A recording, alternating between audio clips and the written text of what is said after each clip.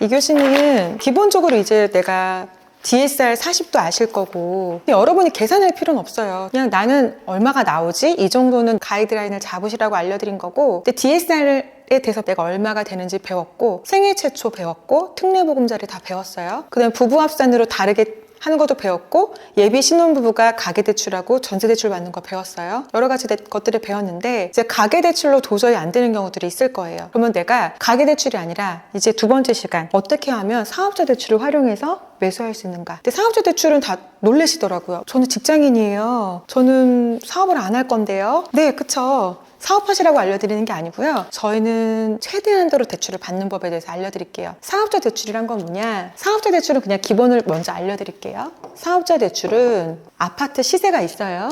10억으로 할게요. LTV는 뭐라고 했어요?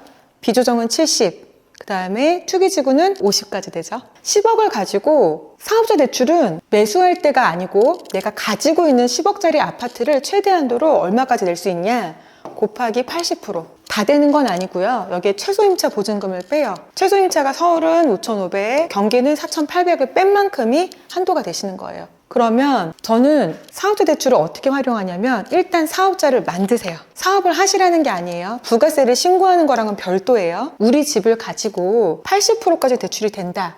근데 저는 전세자가 있어요. 1주택자인데. 그러면은 쉽게 얘기해서 8억에 5,500 뺀 만큼이니까 7억 4,500 정도 나오시거든요. 7억 4,500에서 얼마를 빼냐? 보증금을 빼요. 전세 보증금 보통 5억이시겠죠? 10억짜리 집에. 그럼 5억을 빼면 얼마예요? 전세 보증금 5억을 빼면 그러면 2억 4,500을 나는 사업자 대출을 하라고 은행에서 받을 수가 있어요. 근데 이거 DSR 보나요? 안 봅니다. 자, 사업자 대출의 특징, DSR 안 본다. 그치만 아예 안 보는 건 아니에요. 이것도 개인 심사자의 판단이긴 한데, 이자 부담률이라는 게 있어요. 이분에 대해서 부채를 열면 이만큼 사업자, 이만큼 담보, 이만큼 오피스텔, 분양권 쭉 나와요. 근데 제가 본 분 중에 제일 많았던 분이 650억. 근데 제가 사업자 대출 승인은 됐어요. 근데 650억으로 거의 다 부결 맞았어요. 이 말은 뭐냐? 즉, 사업자 대출은 케바케다. 사바사고. 그래서 이 사람이 어떻게 판단하고 내가 어떤 근거 자료를 제출해서 승인을 받느냐, 그 싸움이라고 생각하시면 될 것 같아요. 그래서 내가 대출이 많아도 받을 수 있다, 기본적으로. 하지만 무조건 되는 건 아니다, 그렇게 생각하시면 좋고요. 사업자 대출이라는 거는 이렇게 저희가 개념을 잡아드리면, 그럼 집을 어떻게 해서 받을 수 있는지, 집을 매수하는 방법에 대해서 사업자를 가지고, 저희가 사업하라고 지금 모이신 게 아니잖아요. 그럼 사업자를 가지고 우리가 대출을 어떻게 활용하는지 알려드릴게요. 아까 말씀드린 거 첫 번째, 제일 중요한 거, DSR을 안 봅니다. 두 번째, LTV. LTV라는 거 이제 배우셨죠? 우리 집을 가지고 받을 수 있는 최대한도 몇 프로다? 80%다. 배우신 거 다시 복습하는 거예요. DSR 안 본다.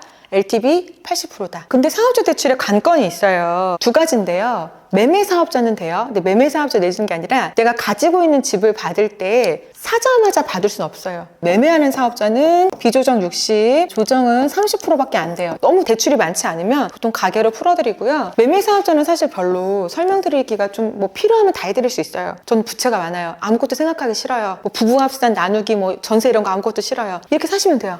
법적으로 안 걸려요. 매매 사업자니까. 매매하는 사업자를 내신 거니까. 근데 일반적인 사업자는 보통은 사업자를 내는 게, 내가 집을 가지고 있고 3개월 이후부터 대출이 가능하세요. 근데 아까 3개월 많이 좀 익숙하지 않으세요? 가계자금이랑 생활안정자금 나눌 때 저희 3개월이라고 했잖아요. 내 집이 완벽히 됐다라고 생각하는 게 3개월 이후예요. 3개월 이후부터 대출이 가능합니다. 그래서 우리 집이 내가 잔금 치른 게 1월 1일이다. 그럼 나는 4월 1일부터 대출을 받을 수 있는 집이 되는 거예요. 사업자금으로. 사업자금 그럼 아무데나 써도 되나요? 원칙적으로는 사업하시라고 드리는 돈이고, 그거에 대한 증빙은 각각의 연결되신 분들이 다 증빙을 해주세요. 실제로 세금을 내실 필요는 없어요. 근데 이거를 너무 공론화할 수는 없겠죠. 근데 은행도 알고 계세요. 진짜 사업자가 아니시다. 그래서 우리는 이분이 사업자금을 하는 증빙을 내드리고, 그리고 난 너무 무서워요, 저는 사업자금을 정말 하기 싫어요 라고 하시면 마이너스 통장을 만들어 드릴게요. 얘는 감사 대상 제외예요. 아무것도 감사가 안 돼요. 법적으로는 감사 대상이 아니에요. 사실은 그게 좋긴 한데 마이너스 통장은 수당이 없어요. 그래서 잘 안 해드리려고 하죠. 금리가 낮아요. 똑같아요. 일반 대출은 똑같아요. 네. 그래서 차이는 크게 없으세요.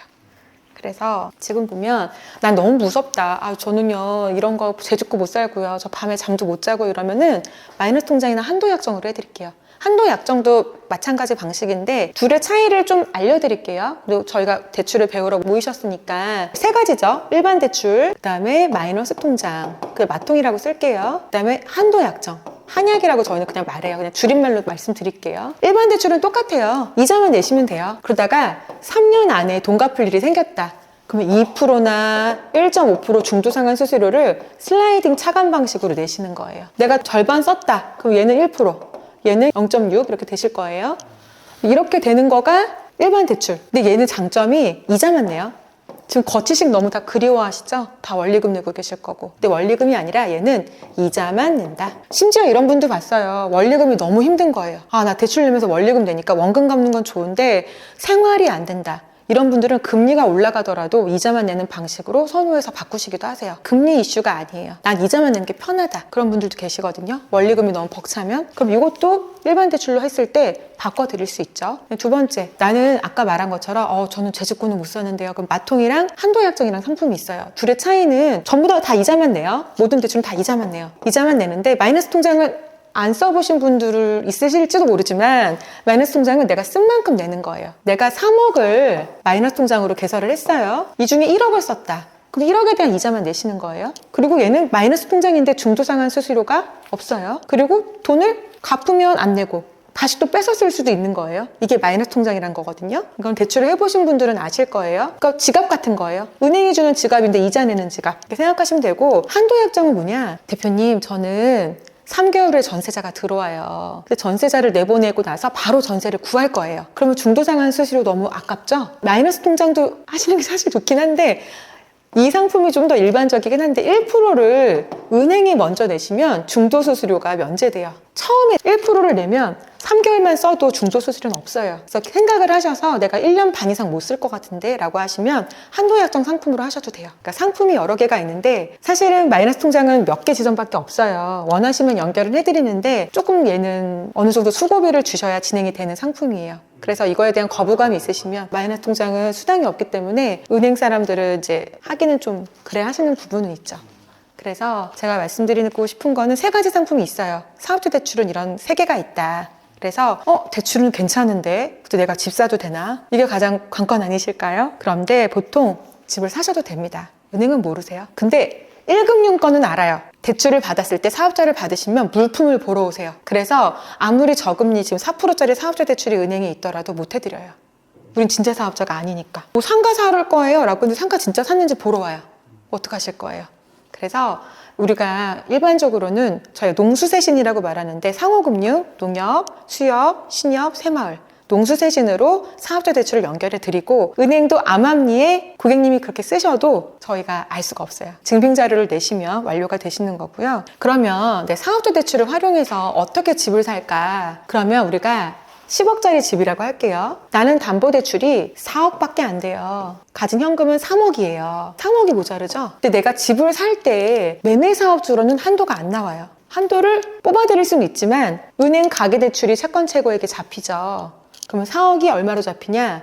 4억 4천 혹은 4억 8천 이렇게 잡히겠죠? 채권 최고액은. 그러면 저희가 60%밖에 안 된다고 했어요. 그럼 매매사업자로는 얼마가 되냐? 동시진행으로 하게 되면 이거 뒤로? 그럼 난 마이너스 3억에서는 돈이 많이 모자르시죠? 그래서 이렇게는 잘 안 하고 예시를 들어드릴게요. 3달만 무리하실 수가 있어요. 3달. 3달 동안을 잠깐 무리해서 P2P 이렇게 말하긴 하는데 대부, 이거 무섭죠? 이렇게 3개월을 잠깐 쓰시는 거예요. 아니면 남한테 빌리셔도 돼. 만약에 나를 3억을 줄 사람이 있으면 잠깐 3개월을 빌리세요. 근데 3개월이라는 숫자가 또 나왔어요. 3개월 왜 3개월이라고 했을까요? 잔금 치르고 우리는 언제부터 대출이 돼요? 3개월 후부터 사업자 대출이 얼마까지? LTV 얼마까지? 80%까지 대출이 됩니다. 그럼 제가 아까 말씀드렸죠. 80%인데 4억 4천이랑 4억 8천 채권 최고액을 저희는 빼야 돼요. 채권 최고액을 뺀 만큼에서 대출을 사업자로 일으켜서 이 대부 대출을 상환이 가능하다. 그래서 내가 자금이 없다고 몇 억이 모자르다고 포기하지 마시고, 내가 어느 정도 이자를 감당했다가 3개월 정도는 좀 돈이 들어가요. 이자가 좀 세죠. 뭐 12%라고 치면 1억이 100만 원이에요.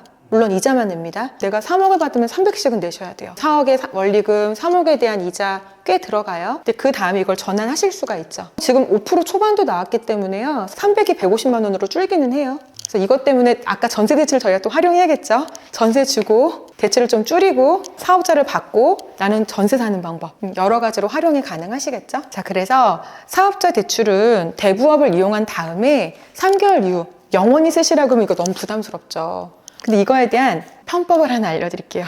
일부 지점은 매매하실 때 80%가 돼요. 일부 지점은 찾아야 돼요. 그런 지점은 어떻게 되냐? 자, 보시면 편법이에요.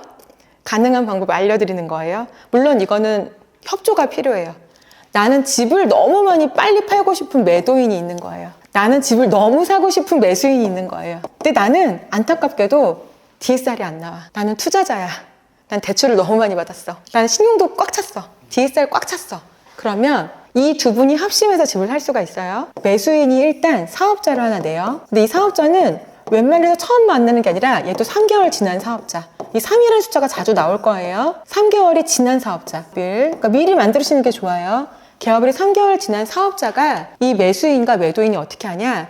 매도인이 집을 제공하는 거예요. 이 사람은 집 산 지 3개월 넘었겠죠? 자기 집을 제공하면 몇 프로까지 나와요? 80%를 받는데 누가 받아요? 사업자를 갖고 있는 이 사람이 받는 거예요. 그러면은 매도인은 담보를 제공한 것 뿐이죠. 대출은 얼마까지 나왔어요? 80%까지 나왔죠. 이자만 내는 걸로. 이렇게 대출을 받는 방법도 있어요. 지점을 찾으셔야 되고 매도인의 협조가 필요합니다. 잔금하고 며칠 있다가 바꿔야겠죠. 소유권 이전 등기 하셔야겠죠. 그래서 이런 지점도 있습니다. 보통 75%, 70% 정도 생각하시면 돼요. 아, 매도한다고 얘기하시면 될까요? 안 돼요.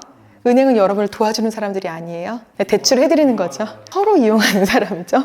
이자를 내고 은행도 고객님을 도와주는 건 아니에요. 매도인이 조금 싫어할 수 있는데 집을 너무 팔고 싶은 매도인. 우리 집을 팔아야 되겠어요. 그래서 두 분이 그래서 은행 가서 서류는 작성하셔야 돼요. 담보 제공자로서, 매수인은 사업자로서. 얘 DSR 안 보죠? 네, 가능하신 방법이에요. 가능하신 방법인데 80%가 아니라 이제 최소 임차 보증금은 빼셔야 돼요. 근데 이런 게 제일 좋은 게 전세를 빼면 좋죠.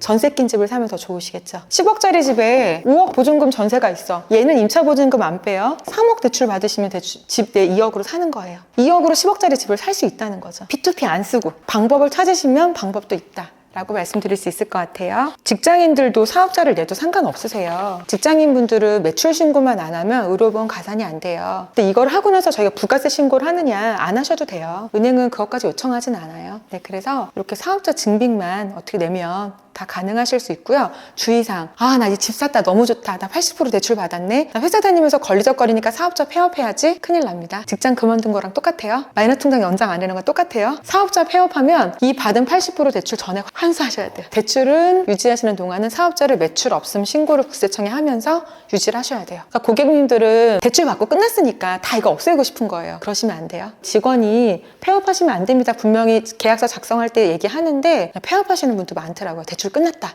생각하고.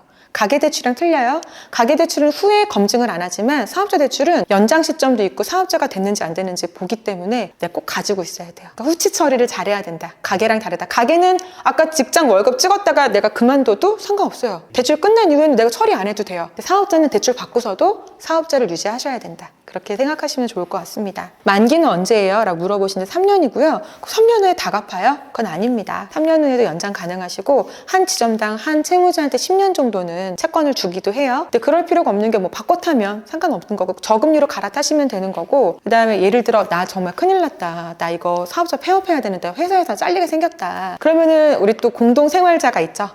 배우자를 공동 대표로 넣을 수 있어요. 그냥 세무서 가시면 돼요. 공동대표로 넣고 나만 빠져요. 사업자 폐업 안 됐죠. 그러면 대출을 계속 유지하실 수 있어요. 내가 문제가 생기면 대출 받을 때는 나로 받았다가 둘이 같이 넣으셨다가 해도 되고 상관없는데 나는 꼭 폐업을 해야 돼요 라고 물어보실 때 사업자는 살려놓으셔야 되기 때문에 여기에 공동대표, 우리 와이프도 못 넣는다 그럼 딴 사람이라도 넣어놓고 부모님 찬스 써가지고 넣어놓고 나는 나오면 돼요. 빠지시면 사업자 번호는 살아있죠. 그러면 환수가 안 되세요. 이렇게 하시면 좋을 것 같습니다. 그래서 제일 자금 증빙할 때 좋은 예시는요. 이건 그냥 알아만 두시는데 보통 뭐 물품 견적서 이런 거 많이 하시는데 사실 이 방법을 쓰시면 좋긴 해요. 증빙 자료로 말씀드리는 건데 내가 우리 집에 5억짜리 전세가 있어 3억을 받았어요. 증빙 자료로서 3억 원어치를 뭐 샀다고 내도 되는데 아는 부동산 뭐 계약하시는 분 있으면 상가 계약서를 사실 가짜로 만드셔도 돼요. 취소해도 되잖아요. 상가 계약한다고 하고 상가 계약서를 좀 쓰는 거예요. 이 상가를 내가 3억에 매수하겠습니다. 이 상가계약서를 부동산에 얘기해서 제출 자료는 아니지만 이걸 은행에 내면 인정되세요. 증빙 끝. 내 거 집으로 대출받아서 상가 샀는데 나 사업하려고? 그러면 인정이 되시죠. 증빙자료로서 훌륭하죠. 이 집 담보대출 받아서 상가 살 건데요. 실제로 상가 사실 거면 받으셔도 돼요. 집이 아니라 나 상가나 뭐 지산이나 사야겠다. 받으셔도 됩니다. 내 사업자로 할 거니까. 뭐 그렇게 생각하시면 꼭 사업을 하시라는 거 아니에요. 임차인 받으셔도 돼요. 자, 그리고 저희가 잠깐 다시 복습할게요. 우리 집을 가지고 생활안정자금, 매수자금 말고 생활안정자금으로 집을 살 수 있다 없다? 있다. 아까 말씀드렸죠. 뭘 제출하면 될까요? 생활안정자금의 매매계약서. 매매계약서 제출 시 그냥 약자로 쓸게요. 생환자, 생활안정자금으로 나는 집을 매수할 수 있다. 꼭 기억하시고요. 2년 내 처분 조건, 2년 내 집 없어져야 돼요. 또 블랙리스트 걸립니다. 그래서 매매계약서로 생활안정자금을 받으셔도 우리는 집을 살 수 있다. 이렇게 생각하시면 좋을 것 같고요. 오피스텔은 보통 사업자로 많이 사세요. 오피스텔 매수하실 때 저 큰일 났어요. 저 은행에 대출 안 된대요 라고 하면 가까운 농협이나 아니면 저한테 연락 주시면 매매 사업자 아니에요. 그냥 아무 사업자, 도소매 사업자든 뭐 공방이든 뭐 내가 뭐 컨설팅 회사든 뭐라도 만드세요. 그걸로 80%까지 된다. RTI 때문에 개인으로 사시는 건 말이 안 돼요. 사업자 등록증을 꼭 만드셔야 돼요. 임대사업자 말고 이렇게 만드셔야 되고, 그다음에 이거는 사후 추적이 안 돼요. 은행은 내가 저 공방할 거예요. 그럼 와봐요. 진짜 공방 하나? 이렇게 하는데 이금융 그 농수세지는 공방을 하든 뭘 하든 후에 안 와요. 집 사면 끝이에요. 나 임대 놔도 끝이에요. 그냥 잔금만 치르시면 돼요. 후치가 없다.